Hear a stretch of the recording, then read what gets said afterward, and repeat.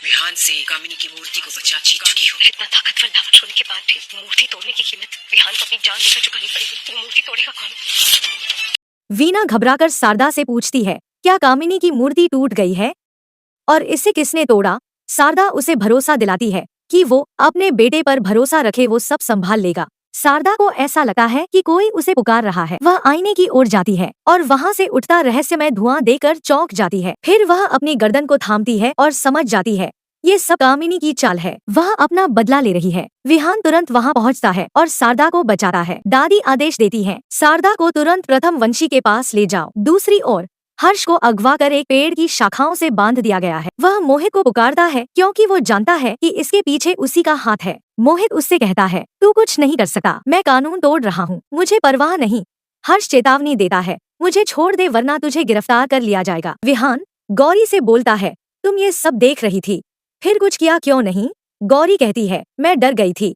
विहान को शक होता है और गौरी चिढ़ जाती है कि उस पर शक किया जा रहा है। प्रथम वंशी शारदा का इलाज करते हैं और विहान को भरोसा दिलाते हैं कि वो ठीक हो जाएगी। विहान खुद को दोषी मानता है कि मूर्ति खोजने में असफल रहा और अपने परिवार को खतरे में डाल दिया। वह प्रण लेता है कि अब वह हर हाल में मूर्ति ढूंढेगा। सिया देखती है कि हर्ष की गाड़ी अब भी बाहर खड़ी है। वह जमीन पर खून के निशान देखती है और तभी एक सांप उसकी ओर आता है। वो सांप से किसी को ढूंढने को कहती है। गौरी कपूर में शारदा को सुरक्षित पहुंचाती है और सामान्य व्यवहार करती है। वह प्रथम वंशी को बताती है कि उसने जानबूझकर कामिनी का विश्वास जीतने की कोशिश की ताकि विहान को बचा सके।